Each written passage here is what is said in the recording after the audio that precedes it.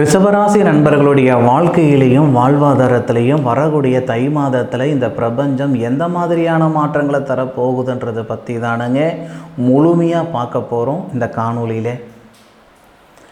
தை மாதம் 1ஆம் தேதி திங்கட்கிழமை அதிகாலை சதய நட்சத்திரம் சொல்லக்கூடிய யமனேஸ்வரர் பிறந்த நட்சத்திரத்தில் 4வது பாதத்தில் 319 டிகிரி கும்பராசி மகர லக்னத்தில் தான் இந்த தை மாதமானது பிறக்கப்படுது.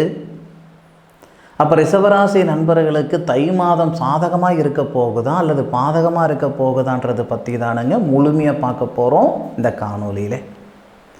ரிஷப ராசிக்கு அதிபதி சுக்கிர பகவான் ராசிக்கு 7வது பாவகத்தில் இருந்து உங்களுடைய ராசியாதிபதி ராசிக்கு 6வது பாவகத்துக்கு அதிபதி சுக்கிர பகவான் உங்களுடைய ராசிக்கு 7வது பாவகத்தில் கேட்டை நட்சத்திரம் 3வது பாதத்தில் இருக்கிறவர் 335 டிகிரியில் இருக்கிறவர் சனி பகவானுடைய பார்வையில் இருந்து உங்களுடைய ராசியை பார்க்குறார்.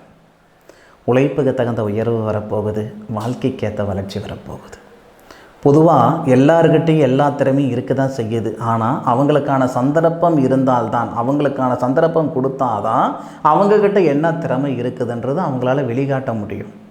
இந்த ரிஷபராசி நண்பர்களுக்கு தை மாதம் 1ஆம் தேதியிலிருந்து, அதாவது ஜனவரி 15ஆம் தேதி, ஜனவரி 15, 16, 17, 18, 19 வரைக்கும் கூட வச்சுக்கிடலாம்.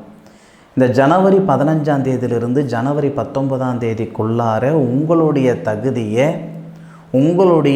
அதாவது உங்களுக்கு என்ன தெரியுமோ அல்லது உங்கள்கிட்ட என்ன திறமை இருக்குதோ அந்த திறமையை இந்த பிரபஞ்சத்துக்கு, இந்த உலகத்துக்கு காட்டக்கூடிய ஒரு தருணமாக கண்டிப்பாக இருக்கும். வெளியூர் வெளிநாடு போகிற மாதிரி இருந்தால் அந்த நேரத்தில் நீங்கள் முயற்சி பண்ணுங்கள். சுய தொழில் செய்யணும்னு நினைக்கிறவங்களா இருந்தால் தயவு செய்து அந்த நேரத்தில் முயற்சி பண்ணுங்கள். இல்லை இருக்கிற தொழில் இன்னும் பெருசுப்படுத்தணும் அப்படின்ற எண்ணத்தில் இருந்தாலும் அந்த நேரத்தில் முயற்சி பண்ணுங்கள். ஐடியில் வேலை செஞ்சுக்கிட்டு இருக்கிறவங்களா இருந்தால் வெளிநாடு போகிறதுக்கான ப்ராசஸ் அந்த நேரத்தில் எடுத்துக்கிடலாம். என்னன்னா, உங்களுடைய ராசியாதிபதி உங்களுடைய ராசியை வருஷத்தில் 2 முறை கூட பார்க்குறாருங்க. ஆனால் சனி பகவானுடைய பார்வை பெற்று உங்களுடைய ராசியை பார்க்குறது சிறப்பு. அதுபோக இந்த மாதத்தில் 3 யோகங்கள் கொடுக்க போகுது இந்த பிரபஞ்சம். மாத தொடக்கம் அன்னைக்கே உங்களுடைய ராசிக்கு 12வது பாவகத்துக்கு அதிபதி 8வது பாவகத்தில், 8வது பாவகத்துக்கு அதிபதி 12வது பாவகத்தில் இருக்கிறது 100% நல்லது. அதுபோக 12வது பாவகத்தில் இருக்கக்கூடிய தேவகுரு, 8வது பாவகத்தில் இருக்கக்கூடிய அசுரகுரு 4ஆம் தேதி வந்துடுவார். 4ஆம் தேதி அதாவது தை மாதம் 4ஆம் தேதி வந்துடுவார். 4ஆம் தேதி ராத்திரினா 19ஆம் தேதி இங்கிலீஷுக்கும் தமிழ் மாதத்துக்கு 5ஆம் தேதின்னு கூட வச்சுக்கிடுங்க. அப்போ அசுரகுரு தேவகுரு அசுரகுருவை பார்க்குறாரு. அதுக்கு முன்னாடி 8 கூடிய கிரகம் 12 கூடிய கிரகம் 8ஆம் இடத்துலையும் 8 கூடிய கிரகம் 12வது பாவகத்தில் இருந்து பார்வை குரு பகவான் செவ்வாவை பார்ப்பார். நான் வீடு அடமானம் போட்டிருக்கிறேனுங்க, அது மீட்கலாம். கழுத்து பிடிக்கிற அளவுக்கு கடன் பிரச்சனை இருக்குதுங்க, எதை சாப்பிட்டா என் பித்தம் தெளிகின்ற அளவுக்கு நான் இருந்துக்கிட்டு இருக்கிறேனுங்கன்னா அந்த மனசில் இருக்கிற சங்கடங்கள், அந்த மன அழுத்தங்கள் எல்லாமே இந்த தருணத்தில், இந்த மாதத்தில் குறையறதுக்கான வாய்ப்புகள் இருக்குது. அப்போது நம்மளுடைய வேலை வாய்ப்பையும் சரிப்படுத்த போகுது. வேலை வாய்ப்புலேயும் மாற்றங்கள், வேலை வாய்ப்புலேயும் ஒரு மாற்றங்களும் ஒரு நல்ல விஷயங்களும் இந்த பிரபஞ்சம் தரப்போகுது. அதுபோக பொருளாதாரத்தில் இருக்கிற சங்கடங்களும் சரிப்படுத்துறதுக்கு உண்டான கிரக அமைப்புகள் இந்த மாதத்தில் ஏற்படும். குரு மங்கள யோகம் அப்படின்றது இந்த ரிஷபராசி நண்பர்களுக்கு தை மாதம் 1ஆம் தேதியிலிருந்து தை மாதம் 22ஆம் தேதி வரைக்கும் குருமங்கள யோகம் ஏற்படும். அதுபோக உங்களுடைய ராசியாதிபதி சுக்கிரன் தை மாதம் 5ஆம் தேதி உங்களுடைய ராசிக்கு 8வது பாவகத்தில் மறைஞ்சே இருந்தாலும், தனசுக்கு வராரு சுக்கிரன், மறைஞ்சே இருந்தாலும் குரு பகவானுடைய பார்வையில் வருவார். நான் முதல்ல சொன்னேன் இல்லைங்களா, தேவகுரு அசுரகுரு பார்க்குறாரு அப்படின்ட்டு. அந்த சுக்கிரன் ராசிக்கு 2வது பாவகத்தை பார்ப்பார். காதலர்கள், பிரிஞ்சு போன காதலர்களை இந்த நேரத்தில் சேருவீங்க, காதல் கைகூடும்.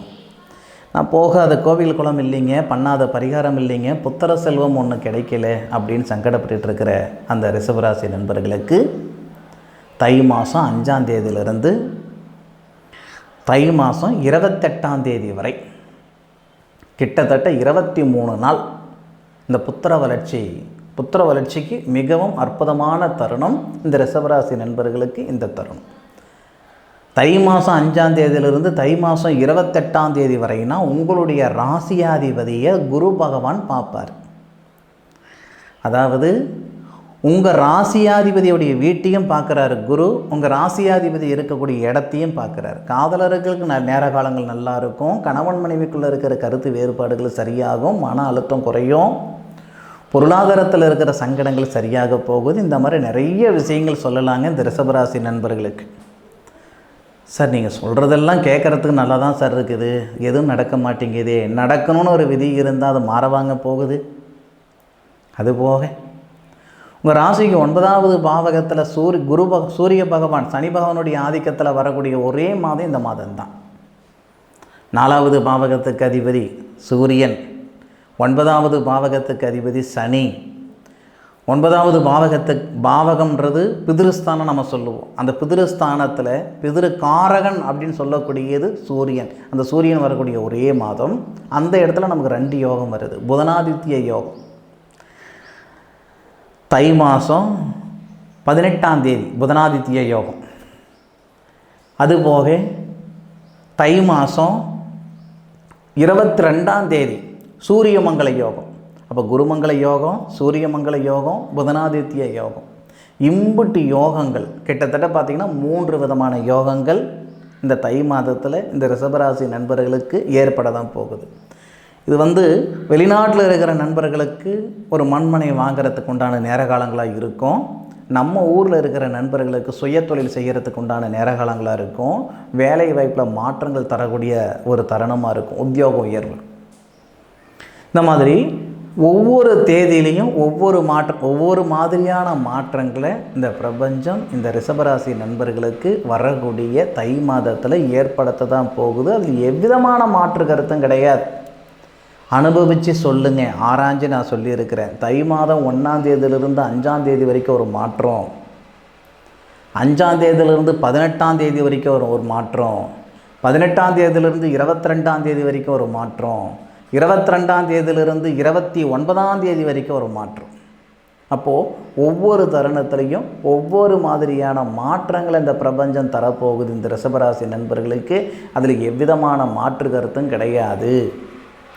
இந்த தருணத்தில் உங்களுடைய சுய ஜாதகம் ஒரே ஒரு 5% 6% நல்லா இருந்தாவே போதுமானது. மீதி இந்த பிரபஞ்சமே உங்களுக்கு சரியான ஒரு பாதையை காட்டிடும். உங்களுடைய சுய ஜாதகம் பார்க்குறதுக்கான ஒரு வழியை பாருங்கள். என்னுடைய காணொலியை முழுமையாக பார்த்ததுக்கு மனசிலிருந்து மனமார்ந்த நன்றிகளை சொல்லிக்கிறேனுங்க. மீண்டும் அடுத்த ஒரு அற்புதமான தருணத்தில் உங்கள் அனைவரையும் சந்திக்கும் வரை உங்களிடமிருந்து விடைபெறுவது உங்கள் வீட்டு ஜோதிட நண்பனான மா காளிதாஸ் மணிகண்டன். திருச்சிற்றம்பலம். வாழ்க வையகம், வாழ்க வளமுடன்.